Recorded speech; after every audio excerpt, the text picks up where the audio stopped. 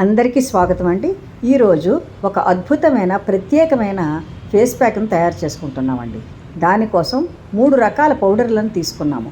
1 spoon శనగపిండి, 1 spoon బియ్యపిండి, 1 spoon కస్తూరి పసుపు అండి. ఈ కస్తూరి పసుపు ఆర్గానిక్ కస్తూరి పసుపు తీసుకున్నాం, చాలా బాగుందండి. ఈ మూడింటిని చక్కగా కలుపుకుంటాం. తర్వాత ఇందులో 1 స్పూన్ తేనెను వేసుకున్నాం. 1 స్పూను లేదా మనం 3-4 చుక్కలు ఎక్కువైనా ఏం పర్వాలేదండి, దీనికి పెద్ద కొలత లేదు. ఈ తేనె పాలతో మాత్రమే దీనిని కలుపుకుంటాం. ఇందులో 5 వస్తువులనే ప్రధానంగా వాడుకుంటున్నాము. ఈ తేనె వేసిన తర్వాత కాచి చల్లార్చిన పాలను వేసుకొని, అంటే కన్సిస్టెన్సీ వచ్చిన వరకు మనం వేసుకుంటాం, పాలు చిక్కబడిన వరకు. వీటికి ప్రత్యేకంగా కొలతలంటూ ఏమీ లేవండి, అటు ఇటు అయినా పర్వాలేదు. ఈ విధంగా ఈ 5ంటిని చక్కగా కలుపుకొని మంచి పేస్ట్ లాగా తయారు చేసుకుంటాం. థిక్గా ఉంటుంది ఫేస్ ప్యాక్.